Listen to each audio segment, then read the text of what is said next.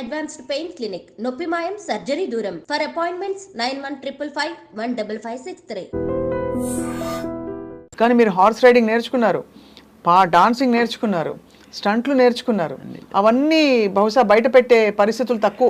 లేదు, ఇప్పుడు నేను తెలుగు సినిమాలో చేసిన వాటిలో అవన్నీ చేశాను మేడం. నేను అవన్నీ సేమ్ మన రాజు మాస్టర్ గారు, విజయ్ మాస్టర్ గారు, విజయ్ మాస్టర్ గారు వీళ్ళందరి దగ్గర నేను మన సినిమాల్లో మంచి ఫైట్స్ చేశాను, అన్నీ చేశాను. కానీ ఫుల్ ఫ్లెడ్జ్డ్గా నేనే సోలో హీరోగా రౌడీ ఎమ్మెల్యే అని అప్పుడు సినిమా చేశాను మేడం. మంచి ఇది వచ్చింది అది అంతా. కానీ అది ఎలా ఉండాలంటే మేడం, అది కిక్ బాక్సింగ్ లాగా ఉండాలి మేడం. హిట్ అది ఉంటేనే స్టార్డమ్ మేడం. అది క్యారెక్టరైజేషన్లోనే మిమ్మల్ని అలా ఎలివేట్ చేసే డైలాగ్స్ కానీ సన్నివేశాలు ఉండాలి కదా. ఉండాలి మేడం. మీ వంతు మీరు పూర్తి కృషి చేశారు. చేశాను అది కానీ అలా అని నథింగ్. ఇప్పుడు మీరు చూడండి, ఇంతకాలం కొనసాగడమే కాకుండా మీరు ఇంటింట్లో ఇప్పుడు ఫెమిలియర్ నేమ్, చాలా ఫెమిలియర్ ఫేస్ అయిపోయారు. అందరూ మిమ్మల్ని ఇప్పుడు బాగా గుర్తుపడతారు కదా. బాగా పిచ్చి పిచ్చిగా, ముఖ్యంగా లేడీస్ మేడం. లేడీసే. అవును, వాళ్ళు ఏంటంటే వాళ్ళ ఇంట్లో మనిషిలాగా నన్ను అనుకుంటారు మేడం. అందుకని అందరికి ఈవినింగ్ 6 అయ్యే లోపల నేనే డోర్స్ తెచ్చుకుని వెళ్ళిపోయినట్టుగా ఉంటుంది మేడం. వాళ్ళు వద్దురా బాబు, రావద్దురా బాబు అన్నా కూడా మనం ఇంట్లోకి వెళ్ళిపోయి వాళ్ళకి కనపడతాం. దేవుడి దయ వల్ల ఆ ప్రాజెక్టులు కూడా హిట్ అయినాయి. అన్నీ ఎంత హిట్స్. మీరు అసలు ఫాదర్ సన్ క్యారెక్టర్ వేసిన ఫస్ట్ హీరో మీరు బుల్లితెరపై మీరే అని అనుకుంటున్నాను మేడం. ముందేమో నాకు తెలియదు. మనకు తెలిసినంత వరకు అంటుండేవాళ్ళు నా పక్కన వీళ్ళు కూడా అందరూ వీళ్ళు కూడా అంటుండేవాళ్ళు, సీనియర్స్ పెద్దవాళ్ళు. పవిత్ర బంధంలో నేను ఫస్ట్ ఫాదర్ అండ్ సన్ వేసాను మేడం, డ్యూయల్ రోల్. ఫాదర్ అప్పుడే ఈ మాస్క్ షాట్స్ దాంట్లోనే టీవీలోనే అన్నీ చేసి ఆ సీన్స్ దానికోసమని అలాగా అని అంటుండేవాళ్ళు. అంతకుముందే ఏమైనా చేశాను అంటే నేను చెప్పడం వచ్చి మన తెలుగులో మేడం.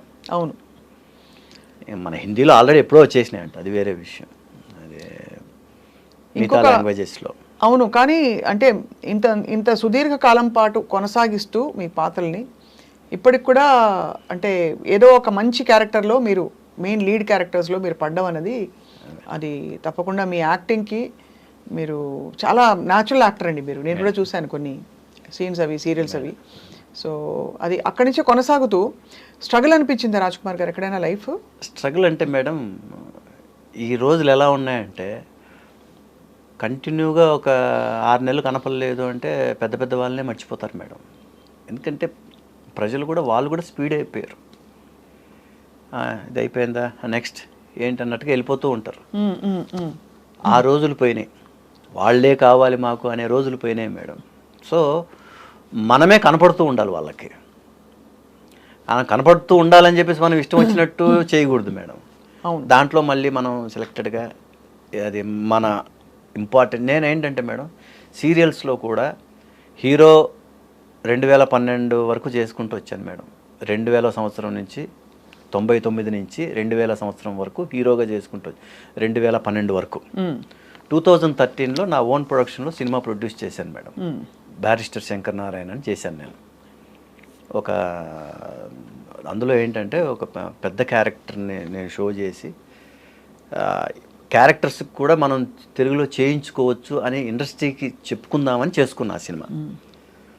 సరే, అది ఆ సినిమా ఆ టైంలో కొంచెం డబ్బులు పోయినాయి.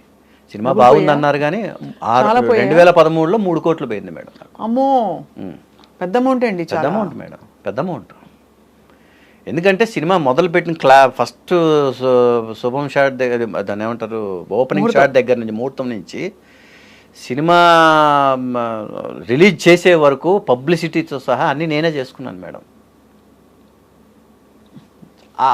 అదే టైంలో కొంచెం నాకు ఈ మార్కెట్ కూడా కొంచెం డల్గా ఉండి ఇది కూడా అవ్వాల, దాన్ని ఏమంటారు,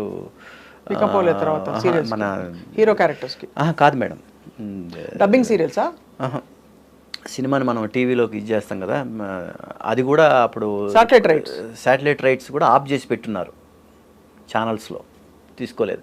వాళ్ళు ఎలా అడిగారంటే షేరింగ్ దీని కింద అడిగారు, నేను ఒప్పుకోలేదు. నేను అవుట్ రైట్కి ఇస్తానన్నాను. నేను తర్వాత అది అలా ఉండిపోయింది. అప్పుడు ఇవన్నీ లేవు. ఇప్పుడు బిజినెస్ బాగుంది. ఇప్పుడు డిజిటల్ అవి ఇవన్నీ చాలా వచ్చినాయి. ఇప్పుడు 2013లో అవన్నీ లేవు. ఓన్లీ శాటిలైట్ ఉండేది అంతే మాకు. మొత్తానికి ఇచ్చారా శాటిలైట్కి? అది ఇవ్వాల నేను అలాగే నేను అవుట్ రేట్కి అయితేనే ఇప్పుడైనా ఇస్తాను ఓటీటీకి ఇచ్చేయండి హ్యాపీగా. అంటే లేదు, మంచి సినిమా, ఇప్పుడు ప్రయత్నం కదండి. రెండోది మీరు ఎంత కష్టపడి పైసా పైసా కూడబెట్టుకుంటూ మీరు హీరోగా రకరకాల క్యారెక్టర్స్ చేస్తూ టీవీ సీరియల్స్లో నటిస్తూ కూడబెట్టుకున్న 3 కోట్ల రూపాయలు అంటే చిన్న విషయం కాదు కదండి. సో మరి ఆ తర్వాత మీరు క్యారెక్టర్ రోల్స్కి వచ్చేసారు. క్యారెక్టర్ రోల్స్ చేయాలని ఆ సినిమా చేశాను. సినిమా ఇప్పుడు రెండో వారానికి సినిమా లేదండి. డిస్ట్రిబ్యూటర్స్ ఎప్పుడు కూడా ఏంటంటే అండి, పెద్ద సినిమాలు లేని టైం చూసి చిన్న సినిమాలకి థియేటర్లు ఇస్తారు. అవును, నాకు అలాగే ఇచ్చారు. ఇస్తే ఏమైందంటే అప్పుడు పవన్ కళ్యాణ్ గారి సినిమా అత్తారింటికి దారేది ఎడిటింగ్ రూమ్లో హాఫ్ సినిమా బయటకు వచ్చేసింది. ఆయన భోగవల్లి ప్రసాద్ గారు, ప్రొడ్యూసర్ గారు, ఆయన వామ్మో ఇది మనం నెక్స్ట్ మంత్ ఇప్పుడు నేను సెప్టెంబర్ 21 రిలీజ్ చేశాను మేడం. అక్టోబర్ 12 తర్వాత 2 పెద్ద సినిమాలు ఉన్నాయి. అత్తారింటికి దారేది, వస్తావయ్య రామయ్య, జూనియర్ ఎన్టీఆర్ గారిది. ఎప్పుడైతే సగం సినిమా బయటకు వచ్చేసిందో నేను సినిమా సెప్టెంబర్ 21 రిలీజ్ చేశాను మేడం. సెప్టెంబర్ 23 నాకు ఇంకా డేట్లు అలాగే మైండ్లో ఉన్నాయి. సెప్టెంబర్ 23 వాళ్ళది ఎడిటింగ్ రూమ్లో సినిమా బయటకు వచ్చింది, హాఫ్ సినిమా. ఆయన నెక్స్ట్ అక్టోబర్ 12 తర్వాత పెట్టుకున్న సినిమాని ఇమ్మీడియట్గా ఆయన నెక్స్ట్ వీక్, అంటే ఇప్పుడు నెక్స్ట్ ఫ్రైడే, ఇప్పుడు నేను 21 ఫ్రైడే చేశాను, నెక్స్ట్ 28 ఫ్రైడే రిలీజ్ చేశారు ఆయన.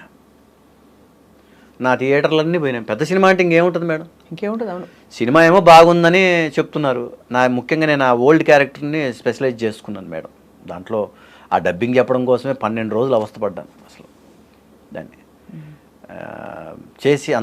చేసి మనం చేసాం.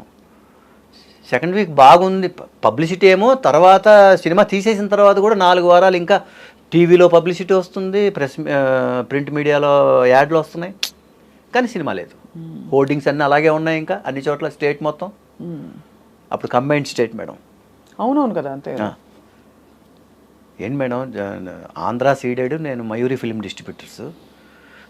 తెలంగాణ ఇది వచ్చేసి నైజాం వచ్చేసి కేఎఫ్సి ఎంటర్టైన్మెంట్స్, మన సునీల్ నారంగ్ గారు వాళ్ళు అనమాట, పెద్ద డిస్ట్రిబ్యూటర్స్. అవును, చేసి మనం అంత చేసి అంత పబ్లిసిటీ ఆ రోజుల్లోనే 80 లక్షలు ఖర్చు పెట్టాను మేడం. అబ్బాబ్బాబ్బా, అంత ఖర్చు పెట్టి. ఎందుకంటే చిన్న సినిమాలకి పబ్లిసిటీయే లైఫ్ మేడం.